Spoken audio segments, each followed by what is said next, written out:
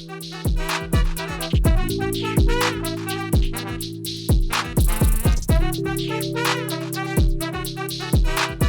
guys, Montel here, and welcome to this edition of Free Thinking with Montel. My guest today is an award-winning child empowerment author and expert. She's a co-founder and co-director of Parenting Evolution, an exclusive online network for modern parents who are committed to raising the next generation of world-changing leaders. Her 20-plus years of experience in teaching, counseling, psychology, sociology, hypnotherapy, coaching, and raising her own 5 neurodivergent children has given her tremendous insight into parent-child dynamics. Cathy Domoney, thank you so much for joining us here on Free Thinking with Montel.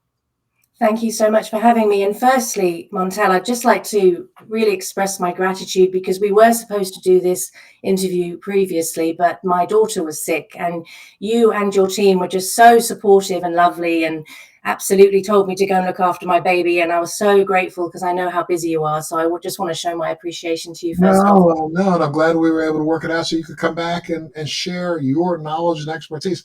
I got to tell you something. Cathy, I literally, when, I talked to my producers and they said that they identified your book and they identified you and wanted to have you on the show, I'm going to say to you, I wanted to have you on because the glass half full part of Montel is a believer that we need to be doing so much more to teach and influence those who are guiding and trying to teach the next generation. But then the half glass empty Montel is like, holy moly. I mean, I appreciate what you're doing, but I just think so in some ways, and I'm telling you, I got to even up the sides of the glass, half empty, half full. Right now, I used to be such a half full guy.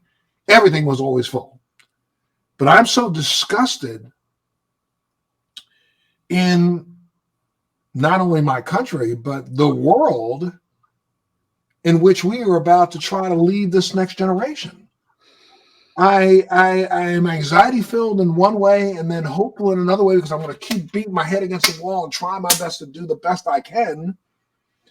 But I'm so frustrated in the fact that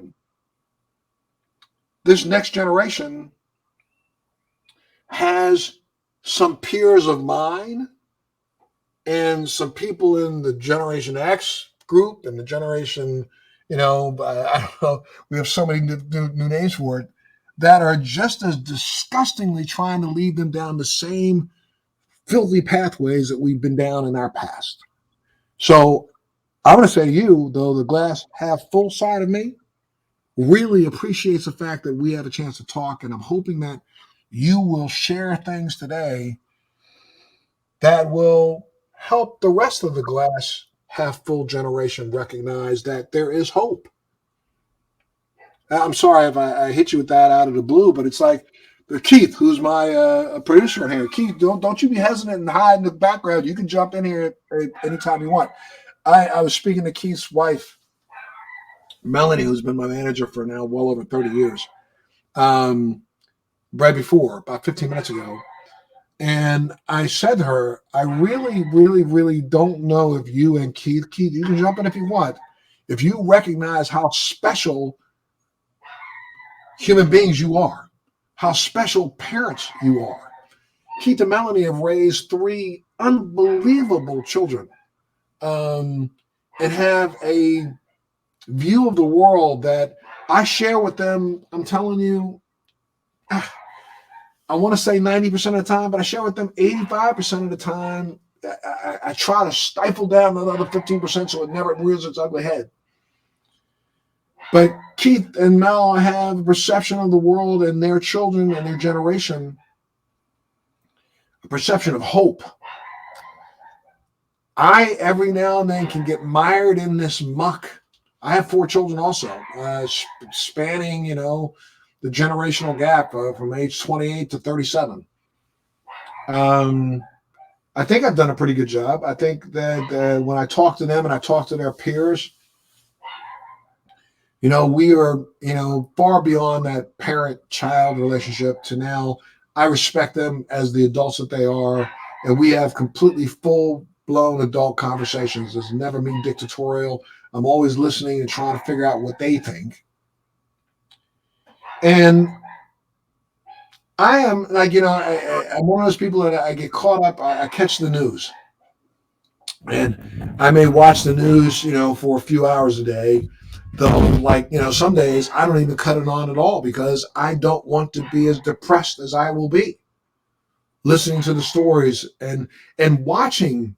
When we're talking about raising the next generation of leaders, we have a group of people who are. I mean, you look at it around the world. Hate is on the rise.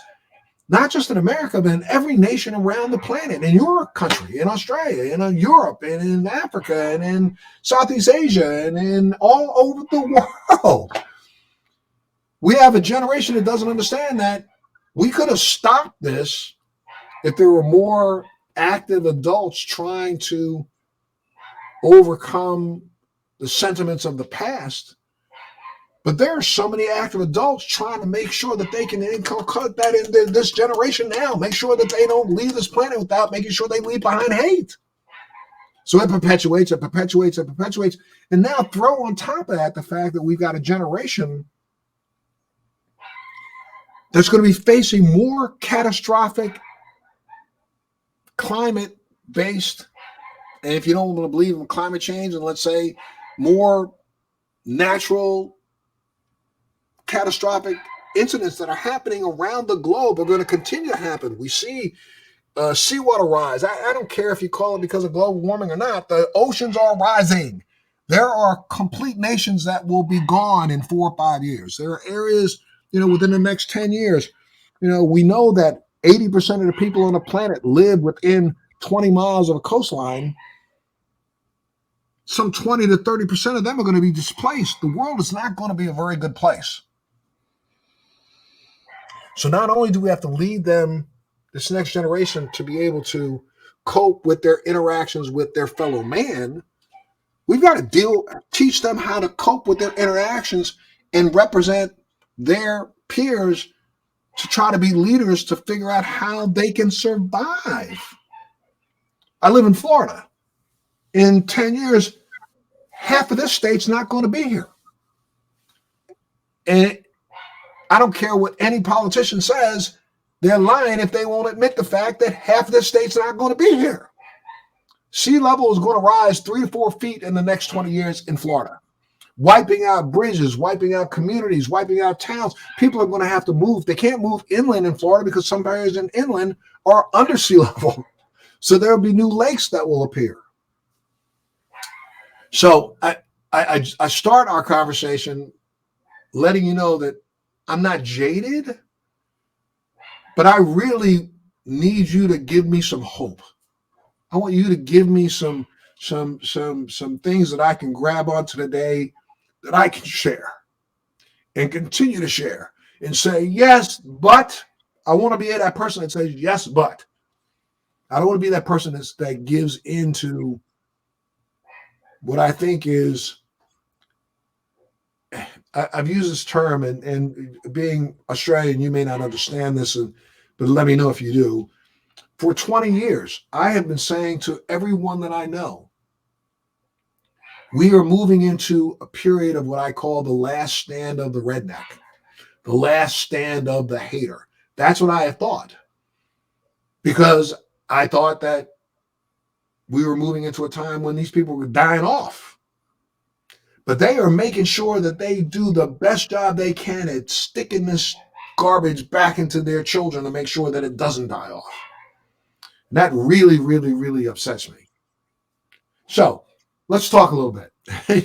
I just gave you a broad canvas, and I'm hoping that we can fill in some of the picture and see a picture that has a big burst of sun ray in the corner that lights it up rather than this darkness that I seem to think is impending. And Cathy, let me just apologize. I know you can probably hear my puppy in the background. I got a brand new 7-month-old puppy who literally anytime anybody walks past my door, and I live in a building, so all the workers are leaving right this minute, So he just kind of goes nuts. So I apologize to all of you who are tuned in today. Also, that's Jackpot. I'll show you some pictures of him so you can see him. But he's such a cutie pie. But he's I don't know what's going on today, and I don't want to open up the door and have him run in here. That's going to go crazy. But anyway, let's start. Why don't you tell us a little bit about yourself? Give me a little bit about your background. So originally I'm English, so grew up in the countryside in England, and always had a great affinity for children. So ended up in teaching, did that for a few years, loved it, but I loved the kids and who they were, but I wasn't so keen about the curriculum. So I could just sit and talk all day, every day with the children and their aspirations and their dreams and what they're good at and connecting them to that. So that was my passion. And then my husband... No, we lived in the suburbs, so Wiltshire, so about 10 miles from Bath, so the countryside, and yeah, very picturesque. Yeah, so that was lovely. And then we decided, my husband's actually from Zimbabwe originally, so we decided to move to a hotter climate because he was not coping with the English climate. and so we came here to Australia, and I've worked in psychology and counseling and hypnotherapy, and I've always been fascinated with human behavior. So I write children's empowerment books, which are really designed to be the starting point of a meaningful conversation with your child, and sometimes an uncomfortable conversation, because I think sometimes we shy away from conversations that are uncomfortable with our children, but those are the kinds of conversations we need to be having. And then I started coaching with families, normally with tweens and teens who are struggling with our identity, maybe lost the connection with themselves, therefore lost the connection with their community, their families, and just acted as that sort of bridge between them and their inner genius and their uniqueness, and then the bridge between them and their family, and then them and their community. And so what I've learned, and speaking to the points that you made, Montel, which are very important points, and I totally respect and hear them, is we can easily as leaders get bogged down in overwhelm because of what's going on in the world. And I have found in my work that it's so powerful to strip everything back to basics. So for me, I champion the intuition of parents, their own unique parenting style, but within a framework that's non-negotiable. And when I say stripping it back to basics, I'm talking about integrity, honesty, respect, kindness, all of these fundamental core pieces that should be filtering through every conversation that we have with our children, every conflict that we have to navigate through ourselves, that we should be modeling to our children. So for me, if we really want to create change, we need to try and distance ourselves from the overwhelm of what's going on. And I call it the revolution from our living room. Because if every single family, if every parent was dedicated to their own growth first, and their own healing first, and their own conduct first, our children are watching, and we create this safe environment in which we can champion mistakes. We can model how to deal with conflict lovingly. We can look for connections rather than looking for opportunities to be offended, and really have that energy of service, however big or small that may be, whether it's holding the door open for somebody, whether it's doing the right thing when nobody's watching. Those sort of things are important because it builds character. And then, with that comes this discipline. And I believe that discipline, when done from a heart-centered place, is an act of love. I think discipline gets a bad rap because people misunderstand discipline as cruelty. And I don't see discipline as cruelty. Proper discipline is holding a loved one to their full potential. Actually, holding them accountable. Sorry? I was saying holding them accountable for their actions. Absolutely. But holding ourselves accountable first. Our children, we can't go on the old paradigm of do as I say, not as I do. We need to be showing up. We need to be leading our families and showing them the right way to be. And it's not something that we can pretend. So we can have the full range of human emotions. We can have the anger and the outrage and the sadness and the betrayal and all of the things. And and model how to work through that before we respond to the world from a more centered, aligned place, so that we're responding from an intelligent place rather than from an over emotional place. So for me, if we all focus on our families, our conduct, our healing, the way that we show up, that's how the ripple effect starts happening globally. But it has to start at home. Well, tell me a little bit about your children. You have five children of your own, right? Yes. And they are all neurodivergent. Explain that term to people. So my children think differently. So they're all on the spectrum. So 2 of my children have ADHD and 3 of my children have autism. And that's been the most unexpected gift I could ever have asked for from God. It's just been an amazing journey for me, because it's pushed me beyond the point that I thought I could grow, because I had to show up more powerfully for my kids. And we all want to show up powerfully, or we all want to be the best parent that we can possibly be. And my kids have pushed me to my limits, because they show up differently. Because growing up in England, it was very much, not really saying what's on our mind, being, hiding the truth in lots of flowery ways that we can say things with words. And my children don't have those social constructs. So they are super honest, like brutally honest, but it doesn't come from a place of unkindness. It comes from a place of logic. And it comes from a place of love. They're very, very loving. But for me, it was like, wow, this is really uncomfortable for me, because they're just speaking truth. They are just speaking truth unapologetically. And how prevalent is, that's one and I'm glad we're focusing on this a little bit, because, it just seems to me as if the prevalence of neurodivergent children is on the rise worldwide, is it not? I'm not sure if it's on the rise or it's being recognized, it's being understood.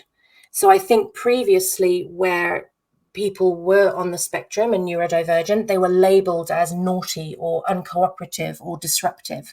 And I think there's been a lot more understanding now of the psychology and the behavioral therapy and everything, that they're understanding who these humans are. And they're actually beautiful souls who have come, I think, to shake things up and disrupt the status quo, because the status quo isn't working for us.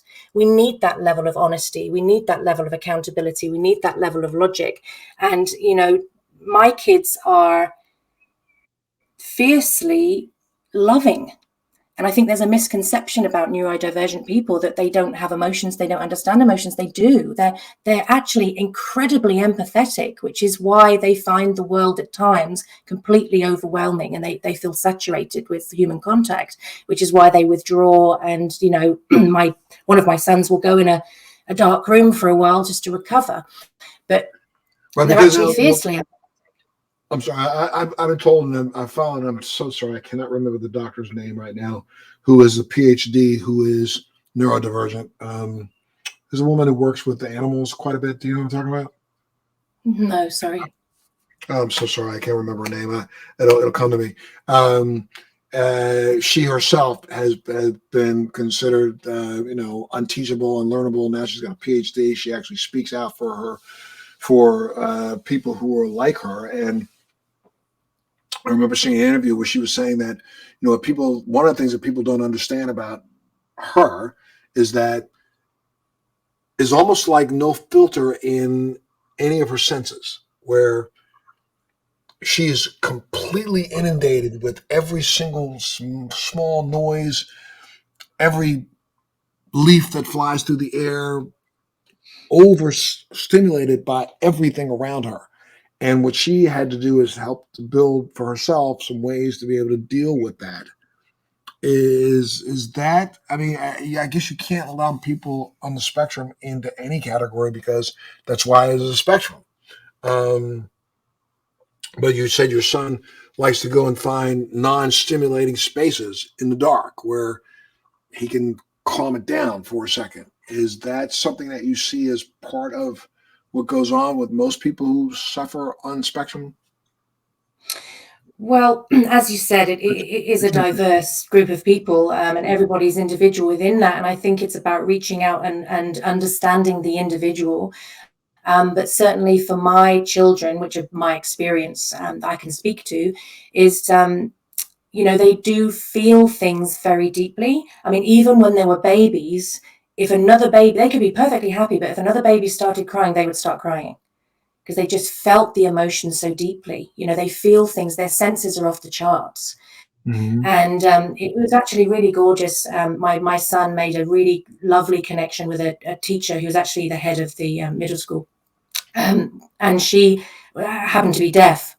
And when we first presented at the school and we were trying to find the right fit for my son, because he really wasn't thriving in the environments where he'd been, and we were trying to find somewhere that would really see him, value him, champion him in all ways, we had this first conversation, and she won him over because she was deaf, and she had hearing aids, and she was lip reading. And she said to him, I understand what you're talking about, because she said, by the end of a full day, when I've had to communicate with so many different people in so many different ways, she said, I have nothing left to give. She said, I'm absolutely exhausted. The world is exhausting for me. She said, so I get it. And it was such a beautiful connection between them, two completely different experiences, but with the same outcome, that they just found the world, too much at times. And I think when we reach through and we can understand that, sometimes my children's behavior can be received as rude if it's not understood. And, once people who have had the courage to reach out and connect with us with the want to understand more, which for us is a really sacred experience, because our existence can be quite isolating and quite lonely, because oftentimes people are actually scared of saying or doing the wrong thing. So they decide not to say or do anything. And so that can be quite isolating for us as a family, because we are very open, we're very loving, and we're happy to have conversations to help people understand our experience more, just like we would ask other people, what their experience is and how we can support them. So I think it's about understanding the individual and getting to know them.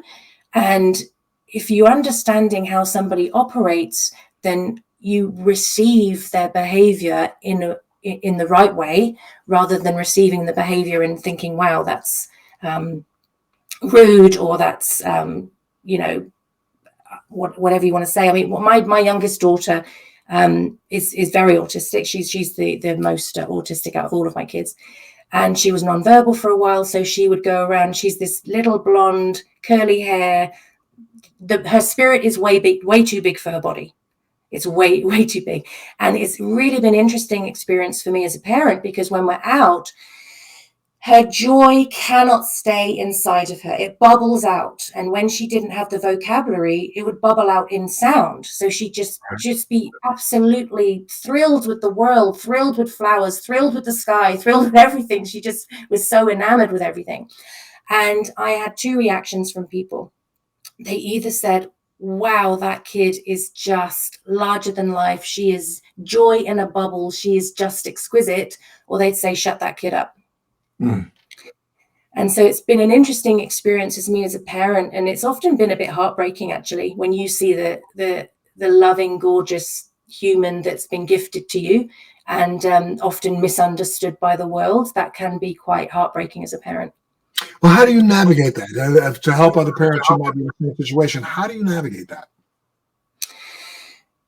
By understanding that the majority of people are good, and the majority of people actually do want to support you and love you. They just don't know how.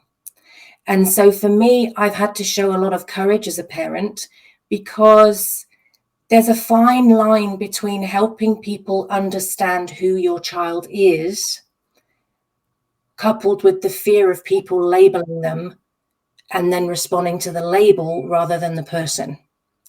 And so that's a really difficult dance to have as a parent. And so for me, I'm a very open person. I love connections. I'm very honest. I'm very raw and authentic. So I'm happy to speak to my experience. I've had parents come to me who have neurodivergent children who said, I haven't told anybody. We're keeping it a secret. And I'm like, oh, that breaks my heart, because your child is perfect the way they are. They can be celebrated exactly who they are today, but people are so fearful of what will happen if people find out. And so for my daughter, for example, who was like, I didn't think I was going to survive her. Like from 0 to 3, I thought, I'm not going to survive this kid. Like she was just into everything, larger than life, like an Energizer bunny. She was just go, go, go, go, go. And I was like, I am exhausted. This is my 5th child. I'm not in my 20s anymore. This is really hard work. Like, am I going to make it? And then she got to 3 and she sort of calmed down a bit. And I thought, okay, there's light at the end of the tunnel here. I'm doing okay. But when she started kindy, I was terrified. I was terrified at handing my baby over to the world, because we'd worked so hard with her. She makes eye contact, she shares, she's kind, she takes turns, she's loving, she's empathetic, she's all of the things. And you think, please don't squash her. Please don't extinguish her light. Please give her a chance, because she is different. And you can see that. It's obvious that she's different. And I just, when she started kindy into a new community of people that I didn't know, I actually wrote a letter to the new parents. And just from Taya, my daughter, and I put a little picture of her at the top, because she's like a little blonde Shirley Temple. She's like a little angel, looks gorgeous, and she's a firecracker. So looks can be deceiving because she's into everything. But anyway, I put a picture of her and just wrote this letter from Taya saying, hey, hello to my new friends. This is who I am. This is the way I expressed myself. I'm very loving. I've overcome a lot of challenges, and just sort of explained who she was. And just said, sometimes I make loud noises to express myself. I don't mean to scare anybody. I just want to express my joy, because I haven't found my words yet. And so I wrote this letter, and then I put a picture of me at the bottom saying, this is my mummy. Here's her telephone number. Please phone if ever you have any questions or concerns or whatever. Anyway, I spent a long time on this letter, and sending it, I felt sick to my stomach. I felt really sick. I thought, oh my gosh, is this going to help, or is this going to hurt? Am I positioning her in a strong position here, or am I disabling her? And, I really felt physically ill when I sent the email. And I got a beautiful response from the community. And I think they appreciated the fact that I had explained who Taya was. I'd explained the way she expresses herself. And so before they even met her, they were sort of energetically connected to her, because they understood her. Whereas if they just been presented with her behaviors, they may have gone, well, let's stay away from that. I don't understand it. So I think it takes courage to find connection, because, of course, you're making yourself vulnerable to being rejected. Is that something you would recommend to other parents who are trying to figure out how they navigate the space of letting their children out of their immediate circle, letting them go to school and letting them become a part of the community? Is that what you would do? Well, I can only speak to my experience, but I've always, every decision that we've made in our parenting has been to prepare our children for the world. And the world isn't necessarily all ready for my children yet. I think things are shifting, and I think people are loving and they're learning and they want to be more inclusive, which is a gorgeous place to be. But we've been pretty hard on our kids. We haven't let them hide behind their challenges. We've helped them navigate through their challenges. We haven't used that as a weakness, in inverted commas. We've used that as their points of strength. We've worked very hard on our children's self-esteem. We've highlighted all the ways that they are different are actually their strengths. And so we've worked on our inner circle to make them as robust and as strong and as confident, and also the way they show up as well, we're very strict on. So we respond from a place of integrity. We are honest. We are hardworking. We are kind. Those are non-negotiables in our house.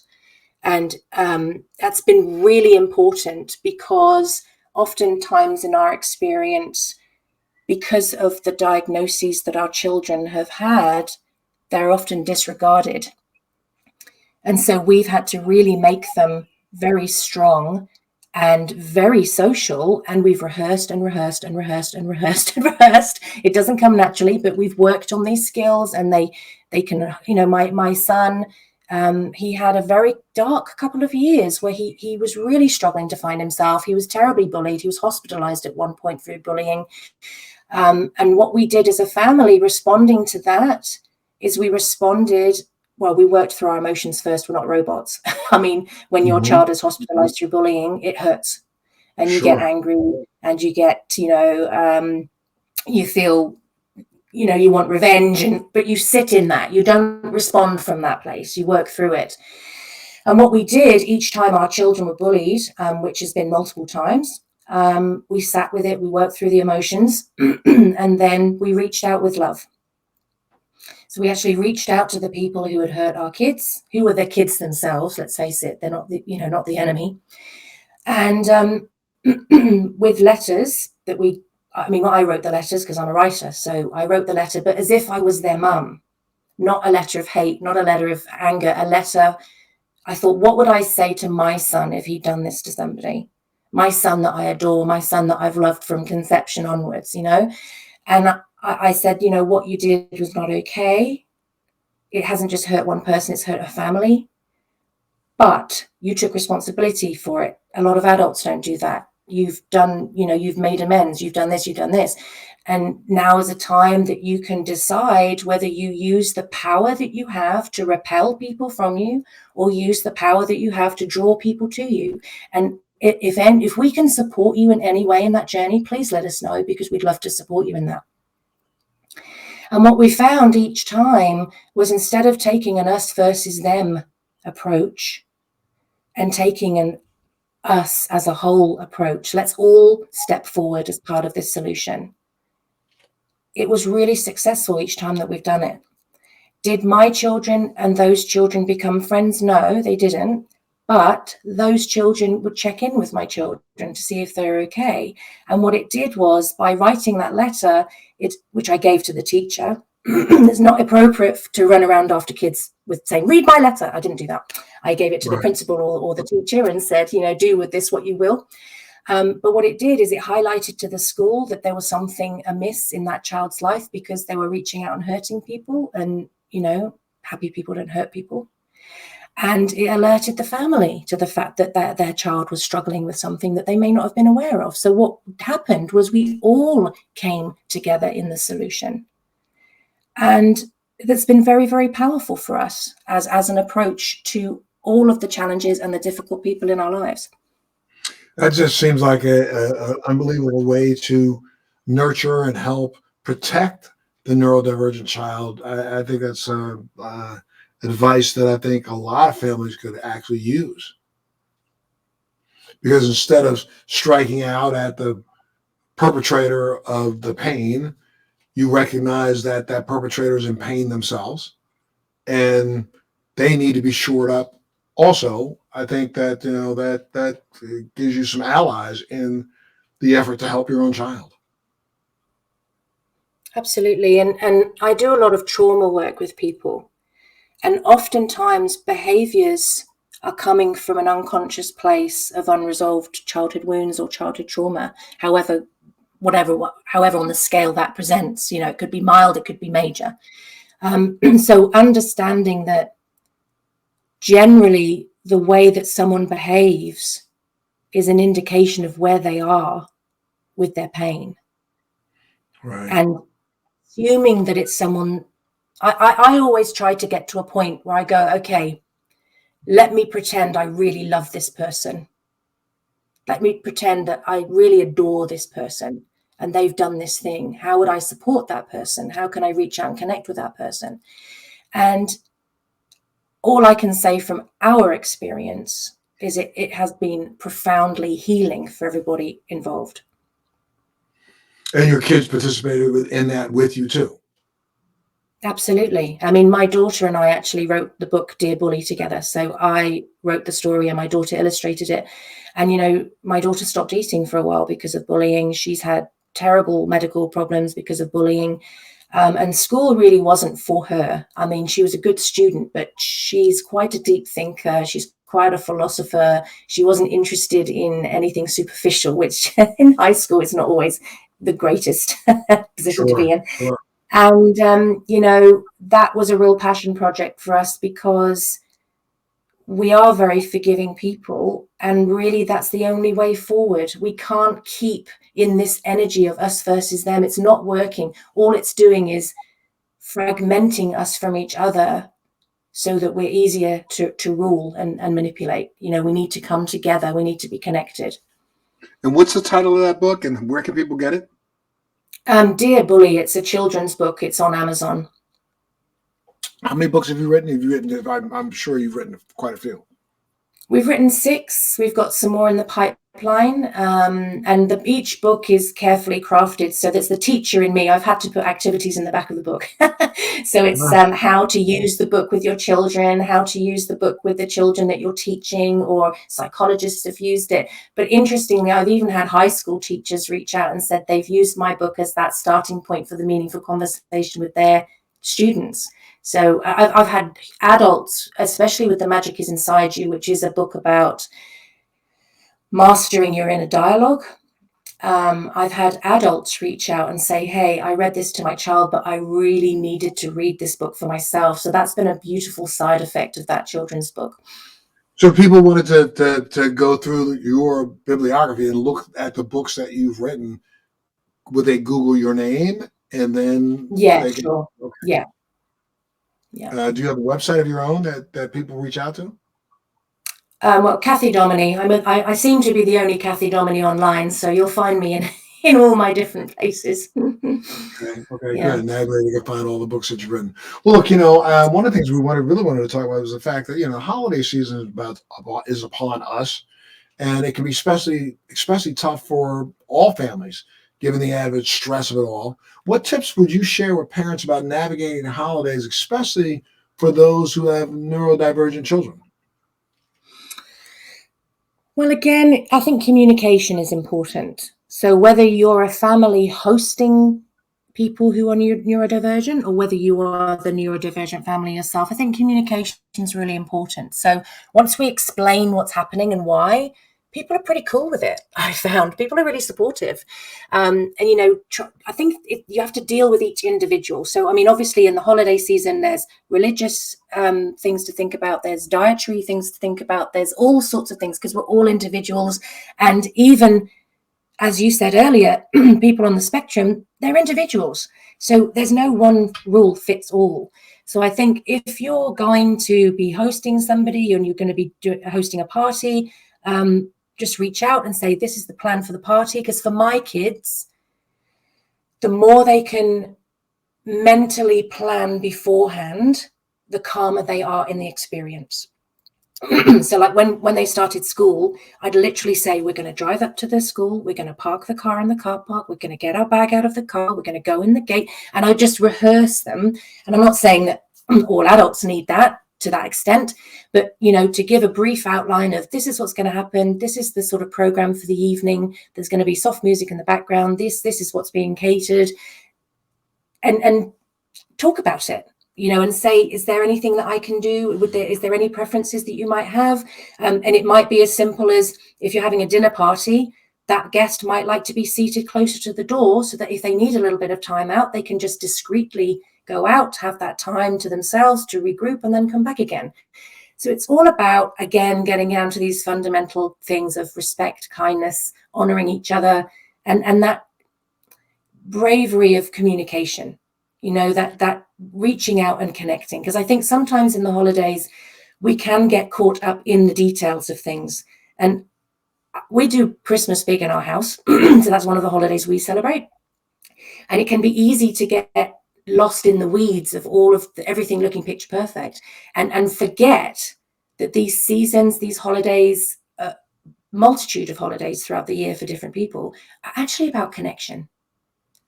For some, it's connection to God. For some, connection with family.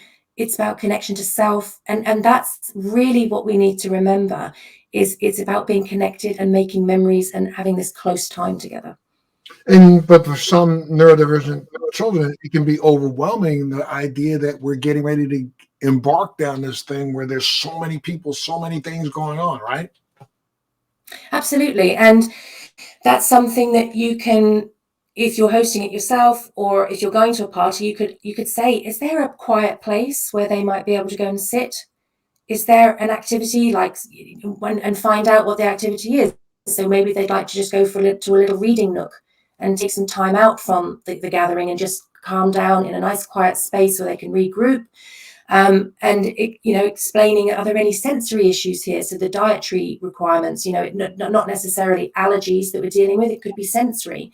And, inviting either to make a dish that they enjoy or inviting them to bring a dish so that we can be inclusive and experience everybody's different traditions and things like that. And if we're having a party with loud music and it's like a disco party and we want people to come, we could consider hiring these brilliant headphones that we've got so people can either have the music on or not, but still be included in the celebration. So there's lots of different ways. There's loads of brilliant podcasts out there. There's all sorts of different materials. So don't be frightened to do a little bit of research, but remembering that everybody's an individual. So find out from that person or that family what might be great and inclusive and supportive for them. Absolutely.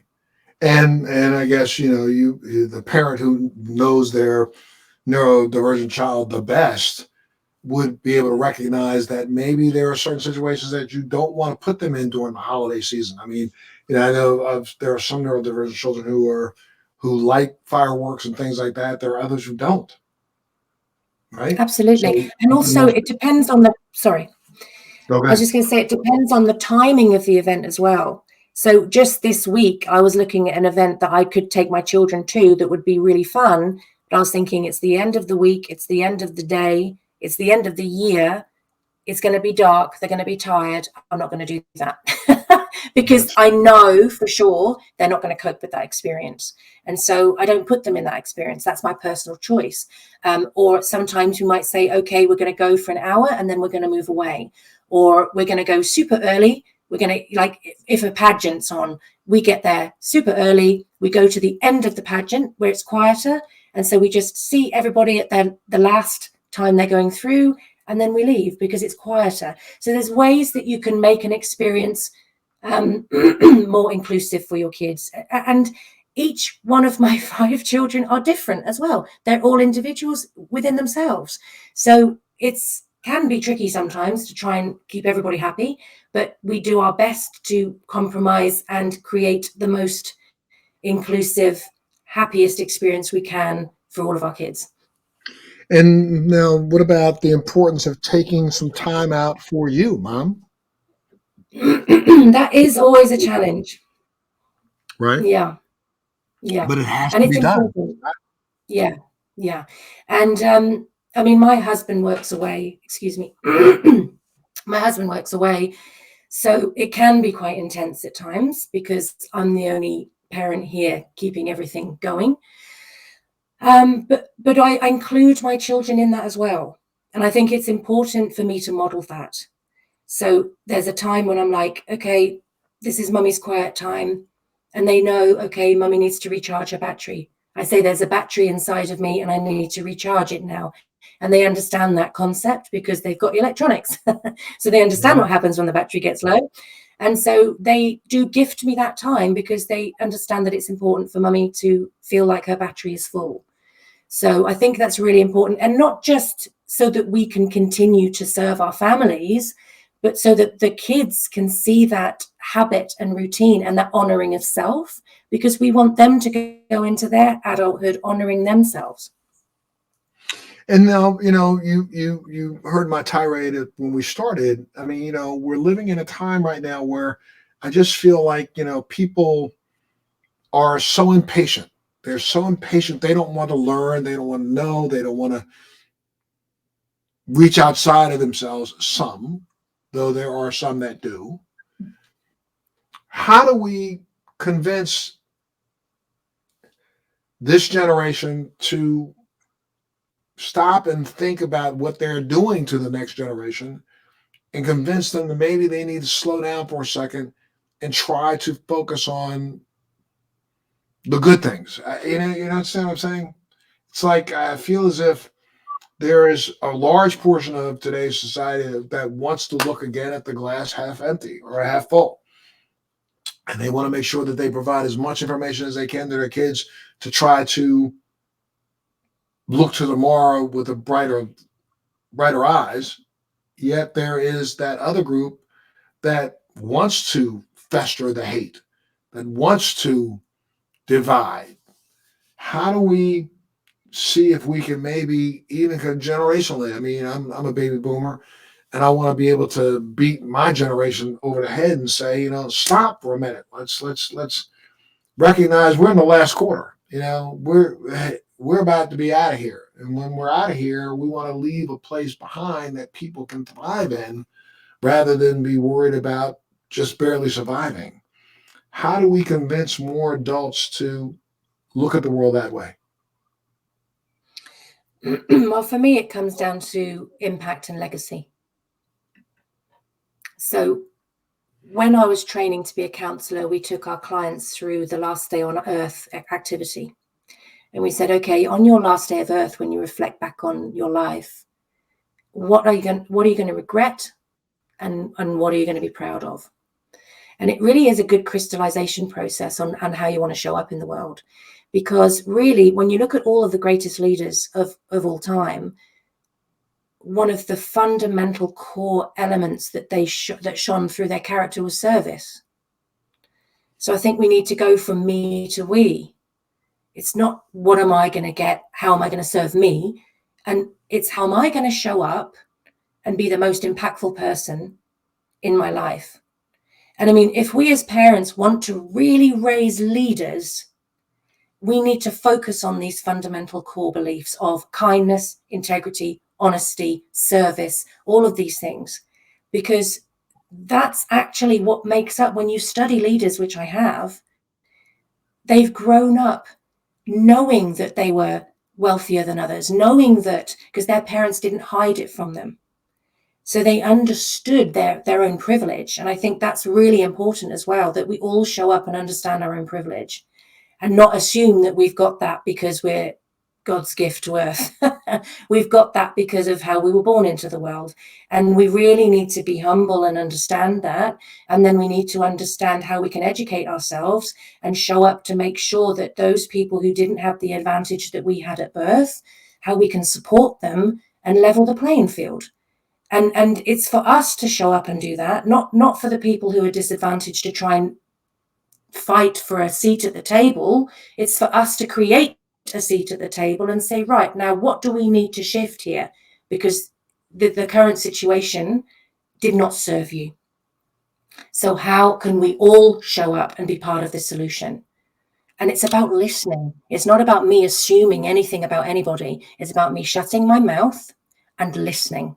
And with a real intention of understanding at a deeper level, and then showing up in my experience and trying to serve humanity to a higher level in my day-to-day activities. And that's the only way we're going to create worldwide sustainable change. Absolutely. Well, Cathy, what's your website again? If people wanted to reach out to you just to share a thought, or if people wanted to get information about your books and things, where do they go? Cathy Domoney. So Domoney is D-O money. Yeah. .com? Yes. Okay. Anything else you'd like to share? I think in all of this process, everybody just needs to be kind to themselves.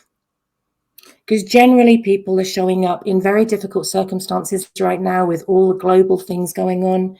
And they're showing up every day. They're trying to be the best possible version of themselves that they can be. And I think we really need to start with kindness of self first. Guilt, shame, and blame, they don't serve anybody. If we look at the areas that we need to nurture and nourish, that's a different energy. There's always areas of ourselves that we can nurture and nourish. But I think we need to be kind, look at the ways we're showing up and we're getting it right, and look for more ways to show it up and get it even better in each day that we enter the world. I think we just need to start with ourselves. I think we need to start with a dose of Cathy Domoney every day, and I think maybe some of us would understand that. I can't thank you enough for being a part of Free Thinking with Montel today. You're always invited back. Anytime you've got anything that you want to talk about, please reach out. We'd love to have you, okay?